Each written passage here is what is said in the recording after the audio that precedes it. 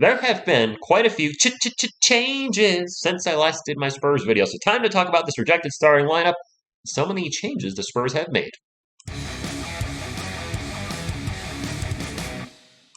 What is up, San Antonio Spurs fans? Welcome to TSR Sports. This projected starting lineup is courtesy of ESPN. Not sure how accurate it is, but I do think this is probably right. And I wanted to talk to you about some thoughts on the starting lineup. I had some, I feel, legit concerns. While I'm doing so, drop a comment down below. What do you like about this roster? What do you not like about the roster? What do you think they need to do moving forward? Hit that thumbs up if you like to support a fellow Spurs fan, and subscribe for more Spurs content.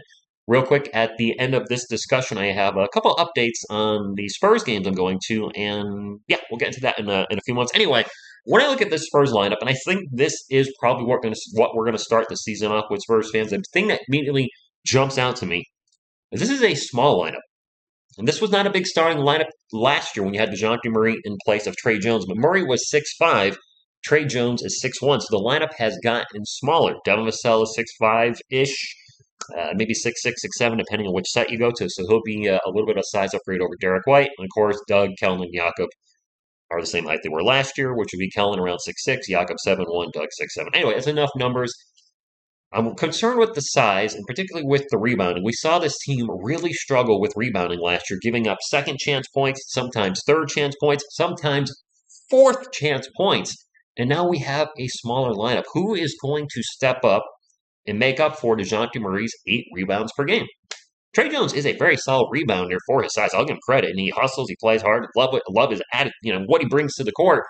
But it doesn't change the fact this is going to be a small lineup on the floor, and I have a feeling we're going to be giving up a lot of rebounds, at least to start the season. Doug Mcdermott is not a great rebounder, and more than likely, him and Kelman at the forward spot be kind of interchangeable. Doug may be the power forward one night, Kelman maybe. But when you look at the rebounding and our starting lineup, Jakob for his size, not a great rebounder. You expect your centers to grab 11, 12 boards per game. I don't think he's ever averaged over 10 per game for his career. Kelman is still getting better as he's progressed through his career. And Devin's a very solid rebounder at shooting guard. But I do think rebounding is going to be a major issue for the team, at least at the start of the season, on the defensive side of things. Jakob is a fantastic offensive rebounder, but defensively, I think we're going to struggle there for a bit. My other concern, Spurs fans, is three-point shooting. We saw our team last year when we didn't have a three-point shooter on the court. Teams would just collapse in the paint. And even when we had our shooters out there, because our shooters, unfortunately, struggled a lot. Teams would collapse in the paint and just cut our slashers from getting into the paint and creating and making shots. And now we don't have one but 2 players on our starting lineup that are not three-point shooters. Obviously, Jakob Poeltl, our starting center, is not a three-point shooter. But Trey Jones, while DeJounte Murray was not a great three-point shooter, he did shoot 33%, I think, last year. Correct me if I'm wrong in the comments below. Trey, however, finished under 20% last year. To put that in context, Russell Westbrook shot 10% better from beyond the arc. And hopefully worked on his three-point shooting this offseason, because having 2 players on there just really not having a three-point capability and just having defenses just shut down Kellen or Devin when they try to drive in the paint, or Doug even, I think that could really cause us to struggle offensively. And I know you can always say, well, Rich, what if you start, you've said start Jeremy Sohan, and I know he's not a great three-point shooter either. So we definitely have some question marks on who's going to hit the threes. Now, Keldon Johnson took a huge leap last year in three-point shooting and shot just under 40%. Maybe Devin Vassell can take that leap too and be a 40% plus or more shooter. You got Doug still hitting 4%, and maybe, just maybe, Trey, like his brother. I don't believe his brother was a great three-point shooter when he entered the NBA, but progressively got better. Maybe he worked on it a lot this offseason. If he can get to 30%, which isn't fantastic, but at least makes the other team go, you know what, hit one in a while. We don't want to leave you open. Unlike last season when I saw Trey Jones on the court, it looked like teams were just daring him to shoot the three. They're like, go for it. Nope. So I hope he really worked on that in the offseason. Hopefully I'm wrong about everything about us struggling in rebounding and three-point shooting, and the Spurs surprised me like nobody's business. Breakout year? Who's your pick? Anybody have a breakout year this year, Spurs fans, on the starting roster, maybe on the backup? I think we could surprise a lot of people and teams if Kelman or Devin or both have a breakout year, and it could happen. We saw DeJounte Murray make a huge leap from 2 years ago to last season, so anything is possible. When I look at our bench, I think this is about right. I think Joshua Primo is going to go back to the bench. And if you haven't seen my community post today, man, he's been hitting the gym, Spurs fans. Look at Optimus Primo there. Arms are bigger, shoulders are bigger, chest is bigger. You can tell he's been working out. I don't know who this girl is next to him. She looks good too. I mean, it's the gym. I don't know. I'm going with that. Anyway, pretty girl. Whatever. I got distracted. Squirrel. Anyway, as far as our rookies, I don't know how much playing time they're going to get. One of them could go to the G League. Two could go to the G League to start the season. Maybe all three.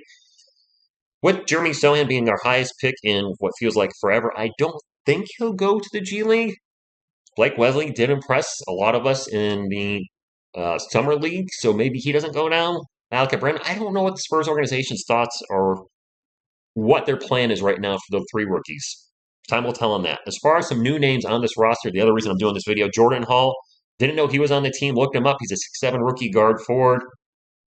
Probably not going to be on the main roster when the season starts. I fully expect him to go to the G League. Isaiah Roby, I think, will not be this far buried down in the bench. The 6'8" power forward we picked up in free agency or off waivers, I believe, from the Oklahoma City Thunder. I think he has a lot of potential at 24 years old. He's still part of that movement, youth movement for the Spurs. So I think he could, if Sohan is not our, they could, I guess, run Sohan and Roby out there at the forward spot as backups.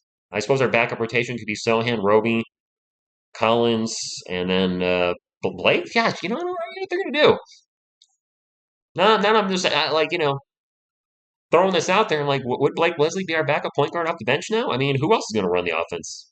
Do we want Primo running at his point? Is he going to run this? Be at the two spot? I don't know what's going to happen. All right. Anyway, another new player I just see in the fifth line above my head, Tommy Hughes, 6'2" rookie guard. I expect him to go straight to the G League for the time being. Elise Johnson is a vet. He's a 6'7" power forward, so we got a little more size. He's a very good rebounder. However, he's 26 years old, 4 years in the NBA, but he hasn't played much. 72 games and only averaging 7.5 minutes a game his career, 2.5 points per game and 3 rebounds. So, the rebound stats are pretty darn good. If you take that times 4, 30 minutes, that would be 12 rebounds a game, which, Spurs need rebounding. So I'm not sure what's going to happen with him. Looking over the roster in closing, before I get to my little personal update, if you will, I think that's going to be the starting lineup. If we go with the 10-man rotation, I think it'll be Primo, Sohan, Collins, Roby, and Wesley. I think Blake Wesley and Jeremy Sohan maybe get some legit minutes. I'm not sure where Malachi Branham falls in. But then we got to, where do you put Josh? What the heck are we doing? What are we going to do? I don't know. Now I'm like, what about Josh Richardson? I forgot about Josh Richardson. Jay Rich, my man. Now, that being said, maybe the rookies do go to the G League. They don't get the playing time. The Spurs give Doug McDermott some minutes and Josh Richardson some minutes to start the season, and I could see them trading them before the All-Star break. Is that the trade cutoff deadline? I could see them moving them out. They're two vets. Obviously, they bring some great qualities to the team, but I think the Spurs are probably looking to move on from both players sooner than later. Sorry if you're a fan of Jay Rich or Dougie. I know there's some of you in the comments, but I think they're going to move on from both. And hopefully, if we trade any players, we can start stockpiling assets like the Utah Jazz. Holy moly, they have 1 million first-round picks. That scares me. If they draft right, and they could be building something special in the next couple years. Okay, anyway, that's the Spurs news. Now, quick news in regards to me. I wrote the Spurs organization, 2 people that I guess work for the NTT Center or the Spurs. I'm not sure. The website said to write them about Spurs credentials. I don't know if I need San Antonio Spurs credentials to film video of the bench or the game and upload it on my YouTube channel. I did see you need permission from that, so I wrote them, letting them know who I am. I'm a huge Spurs fan, coming out to see the Spurs for the first time in my life in Texas. I have seen the Spurs before, but seeing them in Texas for the first time.